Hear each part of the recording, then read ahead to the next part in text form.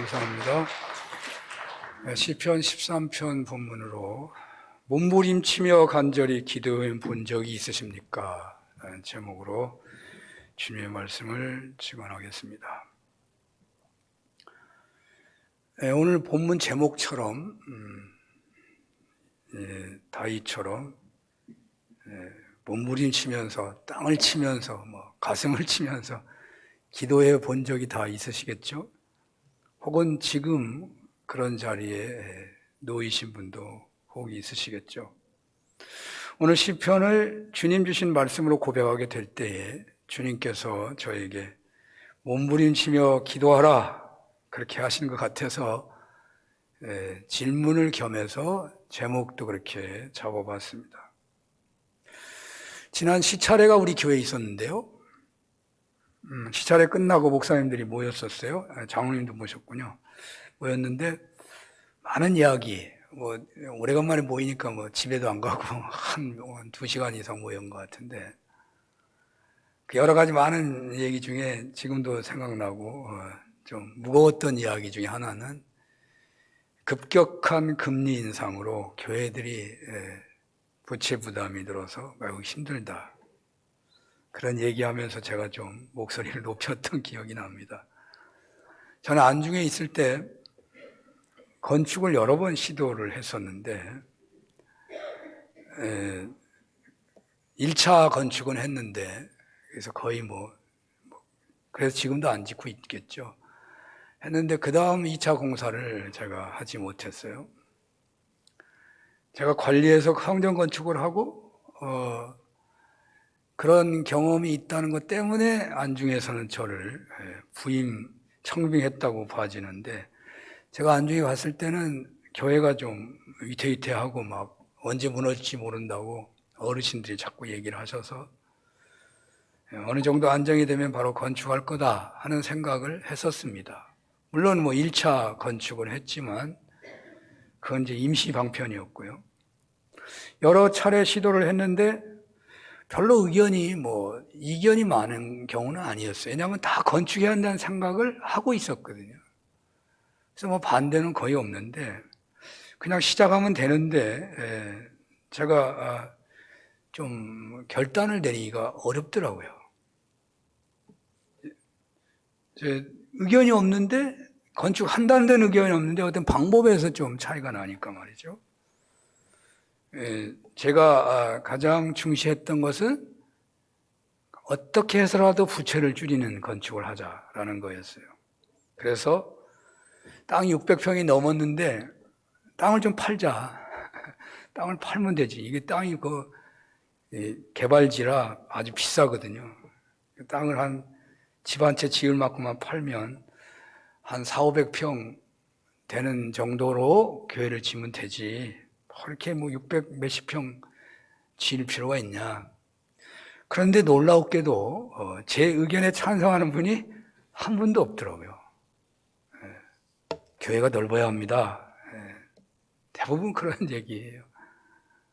그때가 부흥할 때니까도 그랬습니다만은 보통 목사님들이 크게 짓자고 한다는데 저는 작게 짓자고 하는데 왜 이렇게 마음이 안 모아지는지 참 많이 마음이 힘들더라고요. 이웃 교회가 크게 졌어요. 상가교회였는데 땅을 산 다음에 그냥 빚을 끌어들여서 교회를 짓고 교회가 부흥한 거예요. 그래서 무슨 염려가 있냐고 지면 된다고 이런 얘기인데 저는 그것이 오히려 제 마음을 많이 아프게 하더라고요. 그 교회가 부흥한 것이야 나쁜 현상은 아니겠지만 건물이 아름답고 시설이 좋고 투자가 잘 되어서 사람이 끌리게 되었지만 과연 그것이 그 교회는 잘한 것이라고 할지 모르지만 한국교회 전체를 볼 때 잘한 것일까 하는 생각을 하지 않을 수가 없었습니다. 그 교회에 오신 분들이 새가족이 거의 없거든요. 그 당시만 해도 새가족이 늘지 않는 시대. 다른 데서 오는 것인데 어렵고 힘든 교회들, 환경이 안 좋은 교회들 대부분 그런 분들이 글로 모이게 되겠죠. 그래서 그 교회는 성장하지만 다른 데는 좀 나빠지는 것이고요. 또 그 모여서 드려진 헌금이 빚을 갚는 데 쓰여지지 선교하는 데 쓰여지는 것은 아니거든요. 그 교회는 잘 되고 더 많은 교회는 나빠지고 여기에 너도 나도 빚내서 건축하는 바람 불게 하여서 결국 오늘날 한국 교회가 수렁에 빠지고 있다고 해도 틀린 말이 아닐 것입니다. 건축을 하려고 하지 않아도 성도 수가 늘으면 건축하는 거죠. 숫자만큼 합당하게 지으면 되는 거예요. 그런데 사업하듯이 빚을 내서 더욱 크게 건축하고 나쁘게 말하면 수단 방법을 가리지 않고 교회를 채우려고 하는 그것이 그냥 은혜가 넘치는 행동이다 보니까 그냥 그게 은혜인 줄 알고 빠지다가 한국교회가 이렇게 되지 않았나. 이단도 그런 데서 나온 것입니다. 그리고 그 성공 사례가 목회 성공 사례가 되는 것이죠. 그래서 얼마나 마음이 안 좋았는지 다른 사람은 잘했다고 칭찬하고 축하하고 그러는데 저는 마음이 안 좋더라고요. 저는 빚을 지는 건축은 한국교회가 어떠한 경우에도 신중해야 한다고 생각합니다. 그래서 사실 저는요, 그 자리에서도 이웃교회와 사는교회가 통합해야 한다, 그런 주장을 했었습니다.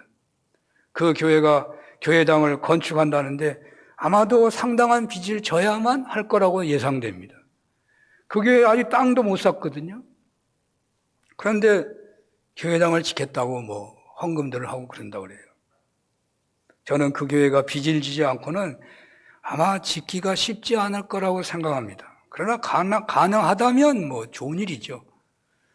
그러나 서로가 진실되게 고백하고 안 된다면 그런 일을 중단하고 우리 사는교회하고도 어떻게 좀 통합을 해보는 것이 좋을 거라는 생각이 드는 것이죠. 저는 이 부분에서요, 몸부림치고 기도하고 싶어요. 저는 사는교회 목회를 교회가 교회답게, 교회가 빚이 없고 맡겨지는 어떤 사명이라도 넉넉하게 감당하는 그런 교회로 세워야 한다 하는 꿈을 갖고 있어요. 이게 어쩌면 저의 사는교회 목회 비전이고 목표입니다. 사실 저는 제 목회 역량이 좀 부족해서 부임하자마자 이렇게 일을 잘 못합니다. 관계가 좋아야 된다는 생각 때문에 웬만하면 옛날 그대로 갑니다. 사실 저는 지금도 옛날 쓰던 주보를 그대로 쓰고 있습니다. 몇 년이 돼서 이제서 제가 목소리를 좀 내는 듯 하는데요. 여러분, 사는교회 야단입니다. 어느 정도로 마음이 아픈지 아십니까? 어린이부 예산, 1년 예산이 300이고 중고등부 예산이 200만 원이고 청년의 예산이 100만 원이에요. 그런데 우리 교회가 1년에 빚에 대한 이자만 내는데 이 어린이, 중고등부, 청년 예산을 합친 것에 10배가 넘는 이자를 내고 있어요. 이런 기현상을 어떻게 말을 해야 되겠습니까? 그냥 이 문제만 묵상해도 어쩌면 우리는 몸부림치며 기도하지 않을 수 없는 그런 현실입니다. 노예비를 노예에서 책정했는데 700여만 원을 내라고 하더군요. 제가 이의 신청을 하면서 말했습니다. 우리 교회 청년 예산이 100만 원인데 노예 분담금을 700만 원을 내라고 하는 말이 되겠느냐? 우리가 정서상 그게 말이 되겠느냐? 그러나 노예 입장은 있는 거죠. 당신네들 형편이 어려우면, 보통 사람이 어려우면 집도 작고 차도 작아야 되잖아요. 근데 당신들은 집도 으리으리하고 대형 세단 차를 타고 다니는 사람하고 같다는 거죠. 그러니까 합당하게 분담금을 내야지, 세금 내듯이. 참으로 여러 가지 복잡합니다. 그것도 사실이니까. 우리 사는교회 머리 대신 주님께서는 우리 교회가 희년을 누리시기를 원하신다고 믿습니다. 그것은 모든 면에서 자유와 평안을 누리는 중에 기쁘게 충성하는 상태를 말합니다. 아직은 어렵다고 하지만 그래도 우리 교회의 다행인 것은 교회 희년이 다가오는 중에 한마음으로 희년 성취대열에 서기로 결정했다는 것입니다. 저는 얼마나 그것이 감사한지 모릅니다.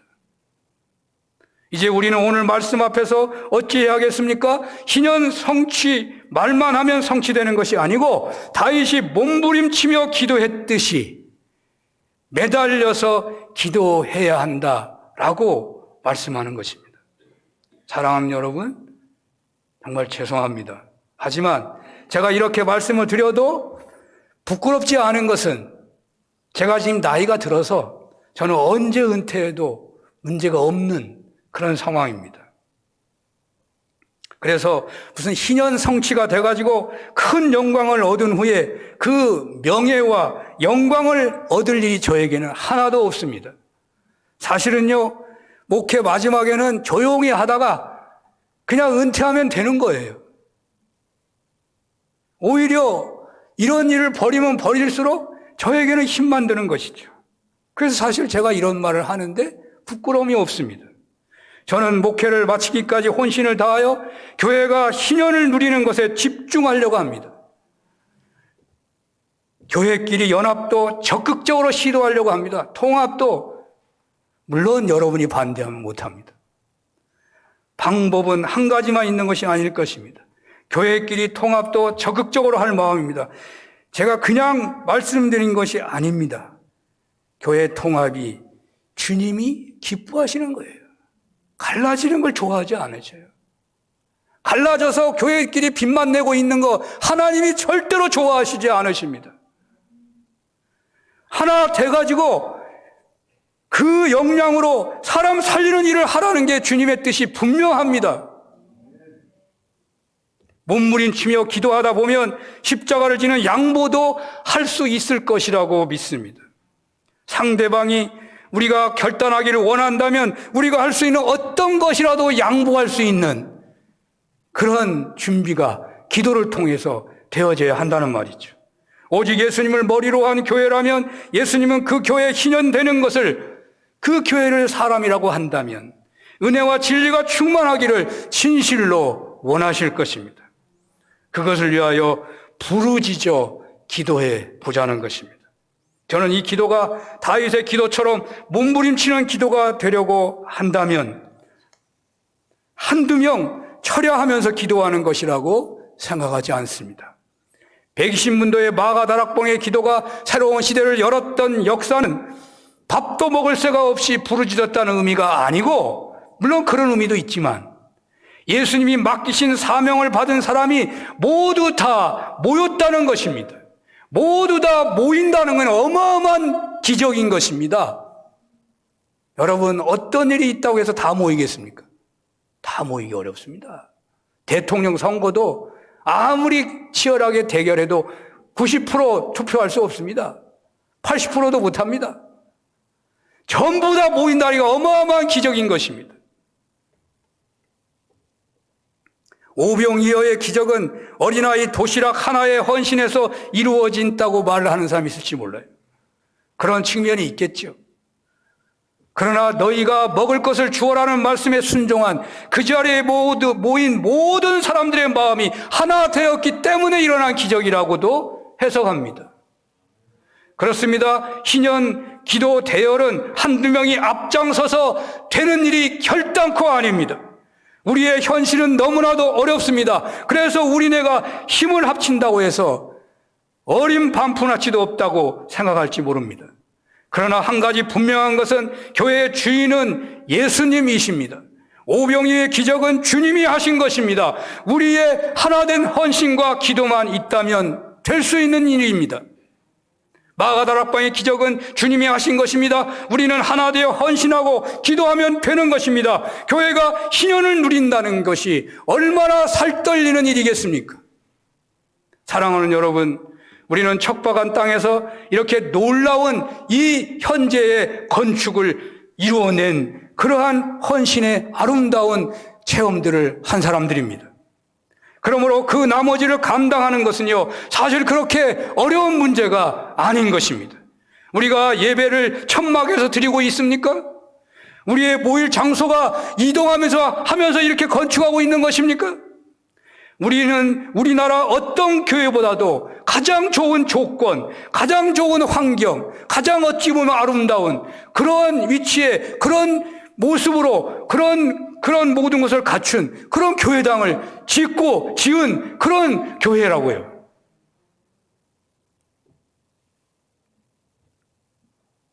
우리가 먼저 누리고 있는 거죠. 어찌 보면 우리가 헌당한 것이 좀 실수예요. 헌당은 안 했어야 되는데.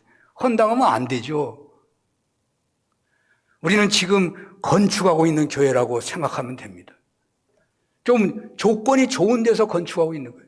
조건이 좋으니까 이 건축하고 있는 걸 모르고 있는 거예요. 우리는 건축하고 있는 거예요. 성전 건축에 쓰임받는다는 것은 사실 한국교회에서 가장 큰 헌신의 기회라고 믿었던 때가 있었습니다. 그것이 사실이 아닌데 그것을 거짓말로 믿으라고 한 것 아닙니다. 예수님이 주인이신 교회를 건강하게 세워가는 헌신이 어찌 가장 귀하고 복된 그런 희생이 헌신이 아니겠습니까? 저는 확실합니다. 저는 확실하게 믿습니다. 제가 지금도 하나님 앞에서 제가 그래도 내가 목사였습니다 말할 수 있는 것은 정말 관리해서 눈물로 피땀 눈물로 건축한 그 체험이요 저를 엄청나게 힘이 되게 하는지 몰라요. 그거보다 더 복된 헌신이 어디 있냐고요. 진실되게 정성을 다하여 교회를 건강하게 세우는 데 몸을 바쳤다면 그 사람은 예수님의 장례를 위해서 옥합을 깼던 여인과 같은 빛나는 헌신자라고 할 수 있는 것입니다. 그녀의 헌신을 복음이 전해질 때마다 전해져야 한다고 주님 말씀하셨습니다. 이렇게나 복되고 놀라운 헌신을 어떻게 해야 되겠습니까? 오늘 본문대로 하면 되는 것입니다. 이 시간 주어진 다윗의 시는 다윗이 기름 부음을 받고 이스라엘의 왕이 되기까지 겪었던 숱한 시련 속에서 드려진 기도입니다. 그가 골리앗과 싸운 후에 민심이 사울에게서 다윗으로 옮겨지면서 당하게 된 헤아리기 어려울 수많은 죽을 고비와 고통스러운 피난길에서 드려졌던 기도인 것입니다. 다윗의 이 기도가 얼마 동안이었는지 정확히는 알 수가 없습니다. 성경에서 쭉 연구해 보니까 최소 10년은 되더라고요.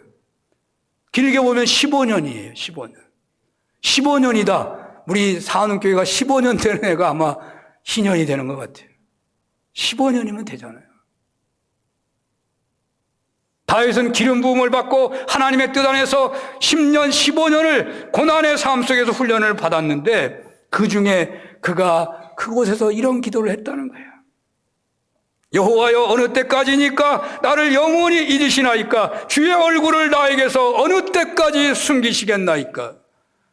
우리가 다윗의 입장에 있다면 아니 우리가 진실되게 하나님의 교회가 하나님 교회 되기를 원한다면 이 기도가 우리 기도가 돼야 되는데 왜 우리가 그 은혜를 누리지 못하느냐? 우리는 이미 헌당을 해버렸어요. 헌당이 아닌데 헌당을 해버렸어요. 다윗의 기도가 우리 기도가 됐다면 우리는 아마 이런 상황이 아닐 것입니다. 나에게 왕이 되라고 기름을 부으신 하나님, 모든 백성들이 여호와 하나님을 잘 섬기는 그런 나라를 저로 하여금 어느 때에 세우게 하시겠습니까? 이러한 시련만 계속되고 죽을 고비만 계속되고 있는데 그 기름 부으신 약속은 어떻게 된 것입니까? 제사장에게 피했던 그 제사장들이 반역자 다윗에게 선의를 베풀었다는 제목으로 몰살을 당했습니다. 굴속으로 도피하고 그 막다른 골목에서 사울왕을 죽일 수도 있었지만 하나님께서 기름 부으시고 신정국가 세우라고 그것이 하나님 뜻이라고 믿었기 때문에 죽이지도 않고 그래서 화해를 시도했는데도 여전히 저 사울왕은 나를 죽이려고 하고 나는 언제 죽을지 모르게 되었는데 하나님은 어느 때까지 참으시겠나이까?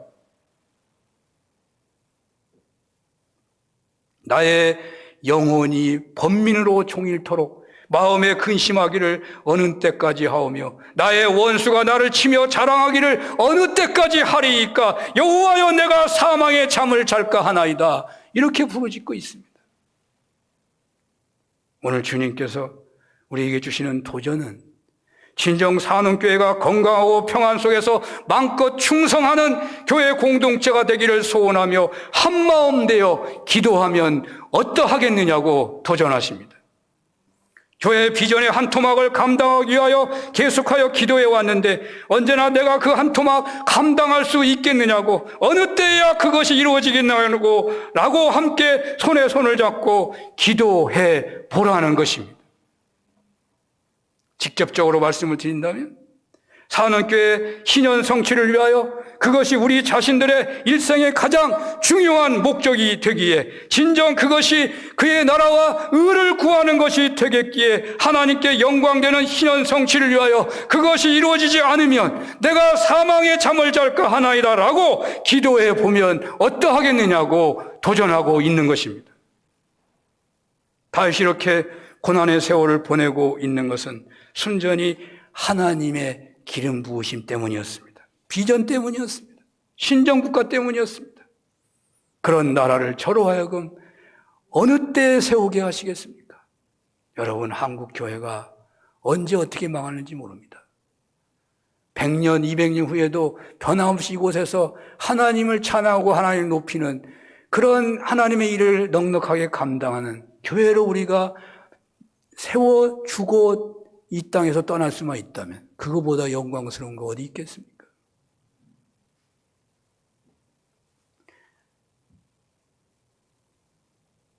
다윗이 고난 중에 드려진 기도도 순전히 비전 때문이었다고 할 수 있습니다. 그런데 우리네가 혹 드리게 되는 탄식 기도는 어떤 이유 때문에 드리는 것일까요? 한나의 기도처럼 자신의 발등에 불 때문에 기도할 수 있습니다. 그러나 한나가 변하는 것처럼 우리가 그렇게 부르짖어 기도하는 가운데 산업계 신년 성취를 위한 기도도 같은 차원에서 드려졌으면 좋겠다는 것입니다.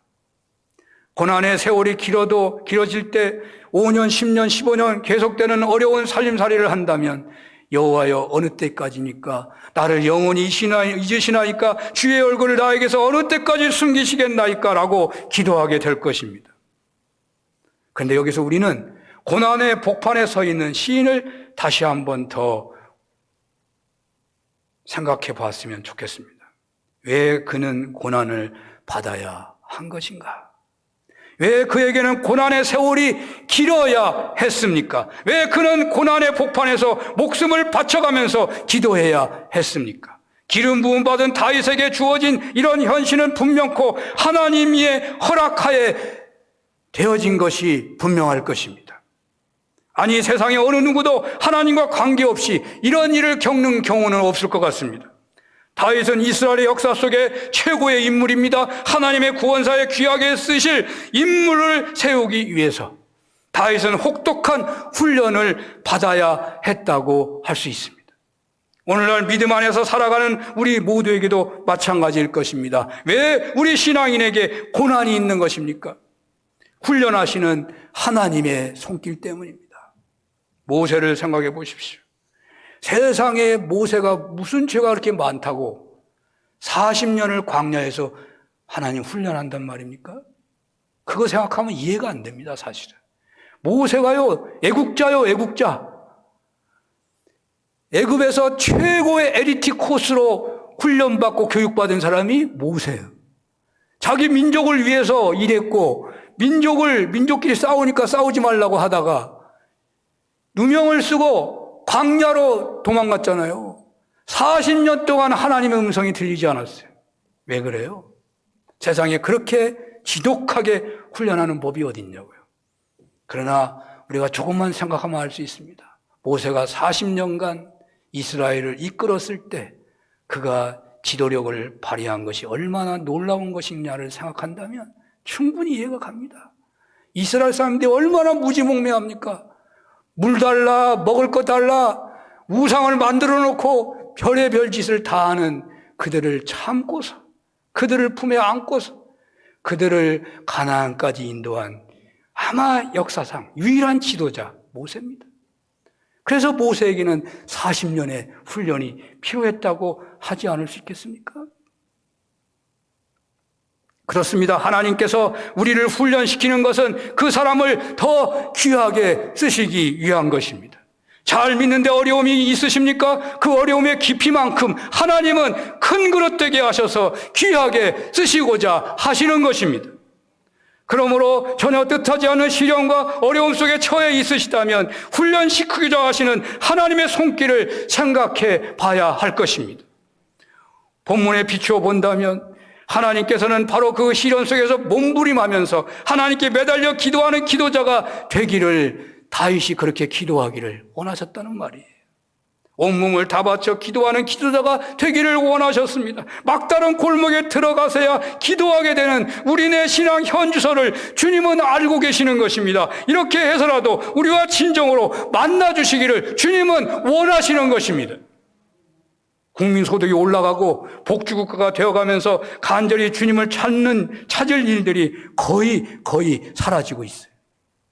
배가 고파도, 질병으로 오래 아파도 그렇게 하나님을 찾질 않습니다. 배가 고프니까 노동운동에 나서고, 질병으로 아파도요, 보험이 들었기 때문에 병원 가면 돼요.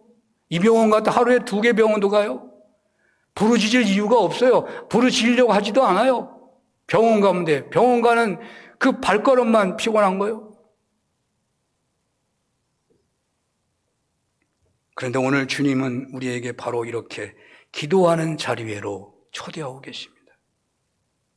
그런데 오늘 어떻게 다윗이 기도한 것처럼 우리가 기도할 수 있겠습니까? 그것은 관심입니다. 그것은 사명입니다. 우리를 부르실 때 하나님은 다 목적이 있어서 부르셨습니다. 하나님이 허락하신 비전에 대한 관심입니다. 하나님께서 기름을 부으심에 대한 관심, 사명입니다. 하나님 뜻이 있어서 예수 믿게 하셨습니다. 뜻이 있어서 이 시대에 사는 교회 성도로 세우신 것입니다. 어떻게 다윗이 기도한 것처럼 기도할 수 있겠냐고요. 하나님께서 기름 부으신 것, 예수 믿게 하신 것, 사는 교회 한 가족이 되게 하신 것, 그것이 엄청난 하나님의 뜻이 있었다는 거예요. 전 세계가 경제 위기 앞에 놓여 있습니다. 한반도가 어떻게 될지 일촉즉발의 상황에 있습니다. 저 북한에서 쏘아대는 미사일 한 발이 5발탄이 생겨가지고 일본에나 떨어져 버리면 전쟁 안 나겠어요? 그렇게 많이 쏘는데 5발탄 안 생기겠어요? 얼마나 많은 교회들이 무너지고 이단들이 판을 치고 있습니까? 아기를 낳지 않아서 한국 민족이 소멸될 위기에 있어요. 언제 이 민족이 사라질지 모른다는 거예요. 이게 순전히 경제적인 이유만입니까? 거기에 더 큰 이유는요, 믿는 자의 신앙이 문제 아니냐고요. 누가 우리나라가 동방의 등불이 된다고 했습니까? 누가 이 나라를 일으켜 세울 것입니까? 누가 무너지고 있는 교회를 다시 희년되게 할 것입니까? 누가 교회 공동체가 은혜와 진리가 충만한 공동체가 되도록 하겠습니까? 다윗의 기도가 진정 여러분들의 기도가 됐으면 좋겠습니다.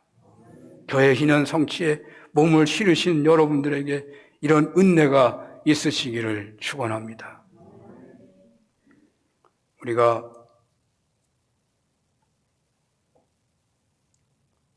몸부림치며 기도한다고 하지만 여전히 이루어지지 않는 그런 현실이 있죠. 다윗은 어떻게 하고 있나요? 다윗은 오늘 본문에 보면 5절 6절 이렇게 말합니다. 나는 오직 주의 사랑을 의지하였사오니 나의 마음은 주의 구원을 기뻐하리이다. 내가 여호와를 찬송하리니 이는 주께서 내게 은덕을 베푸심이로다. 다윗은 아직 그 절망적 상황이 바뀌지 않았습니다. 그는 몸부림치며 기도하고 있는 현실 그대로입니다. 그러나 그는 과거에 함께 하셨던 그 하나님이 반드시 은덕을 베풀어 주실 것을 믿으며 하나님을 찬송한다고 고백하고 있습니다. 우리가 몸부림치면서 간절히 기도하지만 아직도 여전히 변하지 않는 현실을 어떻게 살아가야 하느냐고요? 오늘 시인은 주의 구원을 기뻐하고 과거에 함께 하셨던 것처럼 그 하나님께서 반드시 은덕을 베풀어 주실 것을 믿으며 하나님을 찬송하라고 말씀하고 있습니다. 우리가 왜 응답이 없는지 아십니까? 믿지 않고 기도해서 응답이 없다고 그러잖아요. 믿지 않고. 다윗은 믿음으로 기도하니까 응답을 확신하고 찬송하고 노래하고 있는 거예요. 그러므로 우리가 고난의 현장에서 부르짖지만 마지막은 하나님의 구원을 확신하며 감사의 찬송을 불러야 할 것입니다. 아픔의 자리에서 통렬하게 기도할 수 있지만 그 다음은 언제나 베풀어 주실 은덕을 확신하며 감사의 찬송을 드려야 하는 것입니다. 이런 은혜가 있으시기를 축원합니다. 기도하겠습니다. 다윗의 기도가 저희들의 기도가 되게 하여 주시옵소서. 예수님 이름으로 기도합니다. 아멘.